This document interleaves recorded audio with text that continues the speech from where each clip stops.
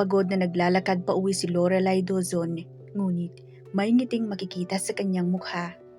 Kauubos lang ng kanyang mga paninda at maaga siyang makauwi dahil may nagpakyaw na ng mga natitirang paninda niya.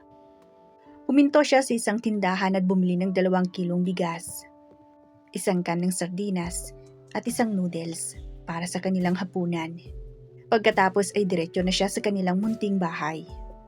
"Nandito na po ako, Tay," bati ni Lorelai at inilapag ang mga dala sa ibabaw ng pabilog nilang lamesa. Hindi man ito tumugon ay narinig naman niya ang papalapit nitong mga yabag. "Nandito ka na pala," ani Leo, ang ama ni Lorelai. Nahalata ang kagigising lang sa gulo ng buhok at makikita naman sa mukha. "Ano yung mga dala mo?" Lumapit ito sa lamesa at inisa-isa ang mga dala niya. "Ito lang? Asan ang kinita mo ngayon? At ito lang ang nabili mo? Bumili ka man lang sana ng manok o baboy. Nakakasawa ng sardinas, itlog at noodles." Reklamo ng kanyang tatay. "Ang mahal po kasi ng manok at baboy ngayon, Tay. Kapag bumili ako, wala tayong pambili ng bigas. Hayaan mo po, kapag malaki ng ipon ko ay bibili kita ng tig-1 kilo. Ngumiti si Lorelai sa kanyang ama. "Hindi na. Mamumuti lang ang buhok ko. Kakahintay dyan." Tinalikuran siya ng kanyang ama, ngunit lumingon din agad ito at ngumiti sa kanya. "Hayaan mo ng mga yan dyan. Ako nang bahala. Maligo ka na't mag-ayos. May pupuntahan tayo." Bilin ni Leo bago ito naglakad palayo at bumalik sa silid nito. Mabilis namang sumunod si Lorelai. Mabilis ang kanyang mga galaw. Excited siyang lumabas kasama ang kanyang ama. Marahil naalala nito ang kanyang kaarawan ngayon. Nakangiti siyang humarap sa salamin at tiningnan ang wall frame na nakasabit sa tabi nito. 17 na ako, Nay. Naalala ni tatay. Pagkausap niya sa litrato ng namayapang ina. Namatay ang kanyang ina noong nakaraang taon lang dahil inatake ito ng hika at hindi na naagapan pa. Doon nagsimula ang paglalasing at pagbabarkada ng kanyang tatay. "Laura, anak, dalian mo riyan at aalis na tayo." Tawag ng ama mula sa labas ng kanyang silid. "Opo, Tay, lalabas na po." Tugon niya, dali-daling tinapos ang pagayos. Malaki ang mga hagbang na ginawa niya para makalabas at makarating agad sa kinaroroonan ng kanyang ama. Malaki ang mga hagbang na ginawa niya para makalabas at makarating agad sa kinaroroonan ng kanyang ama. "Tara na po." Nauna na siyang lumabas. Sumunod naman ang kanyang ama na siniguradong nakalak muna ang bahay. "Saan po tayo pupunta, Tay?" Hindi mapigil ang itanong ni Lorelai nang pumara ng tricycle ang kanyang ama at nagpahatid sa terminal ng mga jeep. "Basta, makikita mo rin mamaya kapag nakarating tayo." Tugon nito. Nakangiting nanahimik si Laura at naghintay na lang hanggang sa makarating sila sa terminal ng mga jeep. Pagkababa nila sa tricycle ay sumakay naman sila sa isang jeep na mabilis namang napuno kaya nakaalis agad sa terminal. Hindi na pamilyar sa kanyang mga lugar dahil medyo may kalayuan na yon sa kanila kaya inilibot na lang niyang paningin para suriin ang mga kabahayan at iba pang instruktura na makikita sa tabi ng kalsada. Ilang sandali pa ay nagpara na ang kanyang ama. "Para lang sa tabi." Nang huminto ang jeep ay dali-dali silang bumaba. Akala niya ay nakarating na sila sa lokasyon pero nagtawag pa ng taxi ang ama niya kaya wala siyang nagawa nang huminto nito sa harapan nila. Sumakay sila at tahimik lang siya habang nasa biyahe. Gusto man niyang itanong sa ama kung malayo pa bang pupuntahan nila, ngunit masyado itong nakapokus sa pagte-text. Pumikit na lang siya. Nagbabakasakaling makaidlip sandali. Napamulat siya ilang sandali pa nang bumagal ang tagbo ng sasakyan at huminto iyon. Lumabas ang kanyang ama kaya sumunod na rin siya. Habang nagbabayad ang ama ay tumingala siya at hinarap ang napakataas at napakaraming baitang na hagdan. "Ano po ang ginagawa natin dito, Tay?" Tanong ni Lorelai nang mapansin ang mga pangmayamang disenyo sa paligid. Maging ang mga tao sa paligid na karamihan ay may mga edad ng kalalakihan ay napapatingin sa kanila. Napayuko siya at tiningnan ang kanyang suot. Maayos naman. "Huwag ka nang magtanong, sumunod ka na lang." Nauna nang umakyat ang kanyang ama kaya sumunod na lang din siya. Nang nakarating sila sa ibabaw, ay hindi mapigilang humanga ni Laura sa lawak at ganda ng lugar. Tinahak nilang daan patungo sa entrada ng isang napakasosyal at napakataas na gusali. May natatanaw pa siyang fountain sa di kalayuan. Mabilis ang kanilang mga hagbang ngunit may mga bantay na lumapit sa kanila. Ano pong kailangan ninyo?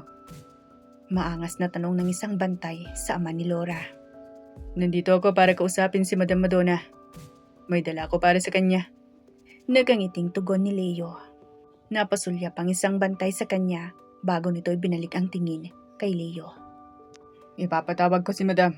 Maghintay muna kayo rito. Tumalikod ang isang bantay at pumasok sa gusali. Dito ba ako magbi-birthday, Tay?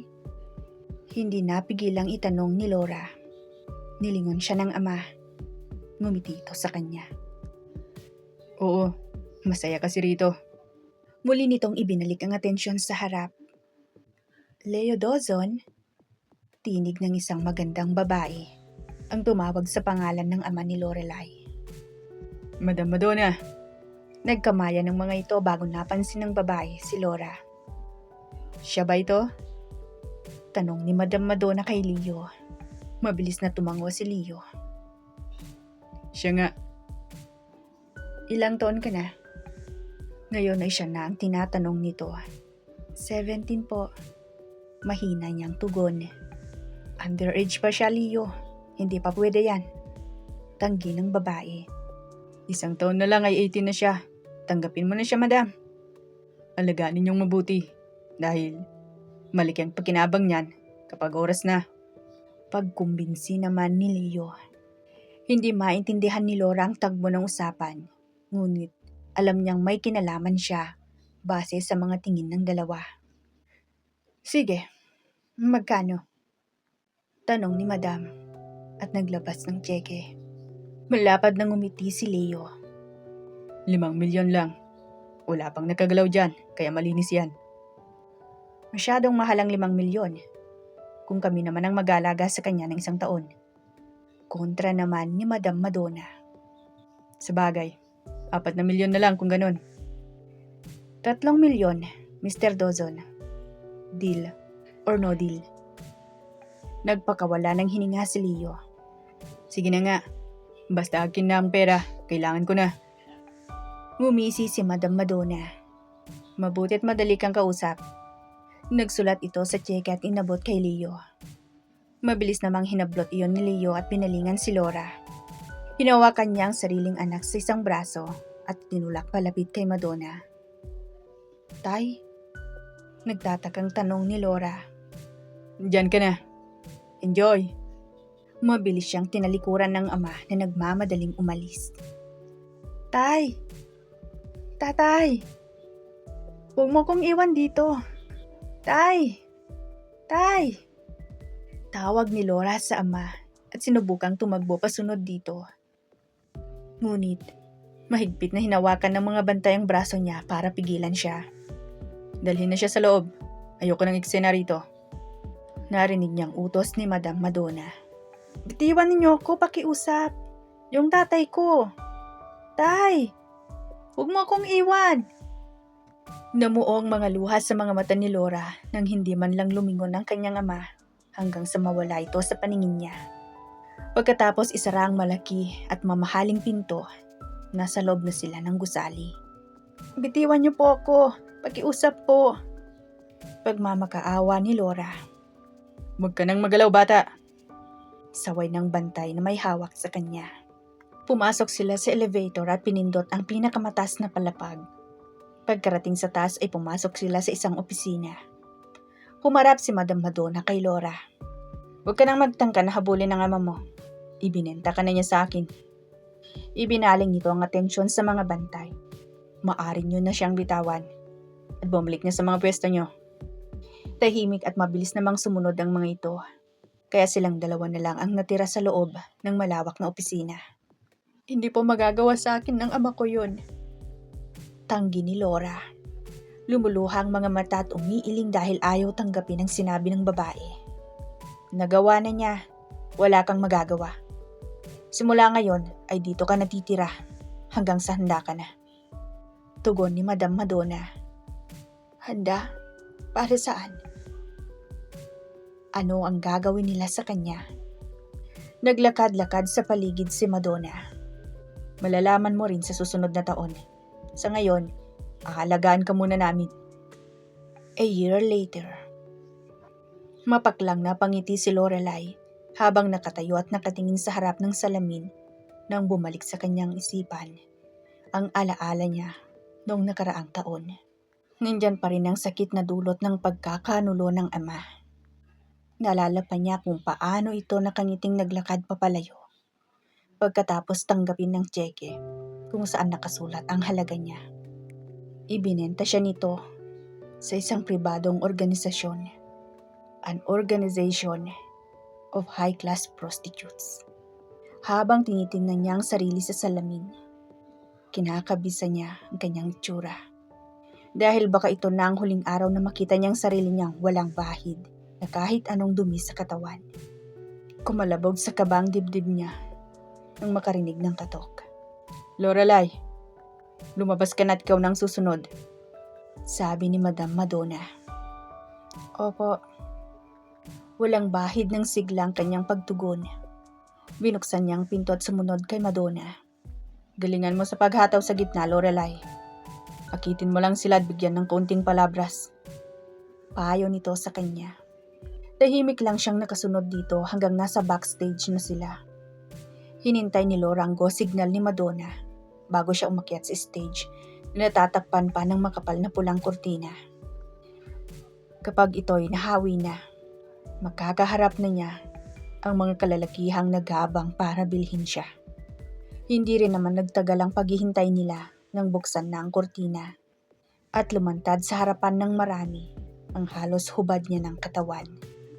Masyadong maikli at see-through ang suot niyang damit. Nagsimula ng musika kasabay ng mga hiyawan ng mga kalalakihan dahil sumabay na rin ang katawan niya sa pagsayaw. Narinig niya na nabanggit ng kaunting impormasyon ang MC tungkol sa kanya at nabanggit din nito ang starting price for bidding. Price will start at 10 million.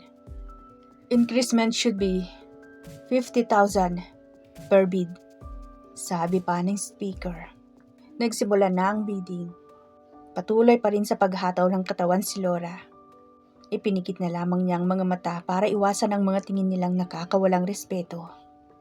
Masaya siya dapat ngayon dahil kaarawan niya. Ngunit hindi niya magawa. Hindi naman kasi nakatutuwa ang ginagawa niya ngayon.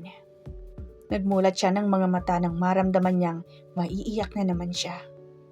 Sakto namang nagkatinginan sila ng isang lalaking komportableng nakaupo sa gilid at nakatingin sa kanya.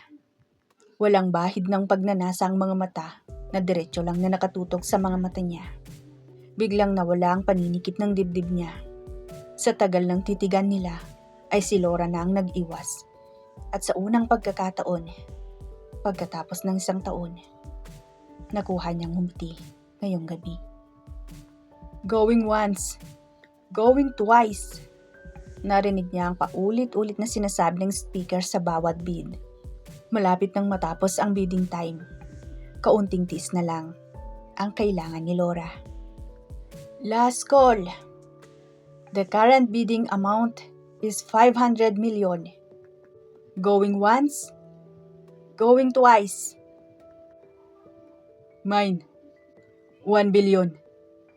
Gulat na napalingon si Laura sa lalaki, pero hindi na ito nakatingin sa kanya. Nagsusulat na ito sa tseke. 1 billion, sold to Mr. Alfie Howard. Mabilis na pagtapos ng speaker. At that moment, she knew she was sold to him. Anong kapalaran ang naghihintay kay Laura sa mga kamay ng nakabili sa kanya? Abangan ang mga susunod na kabanata.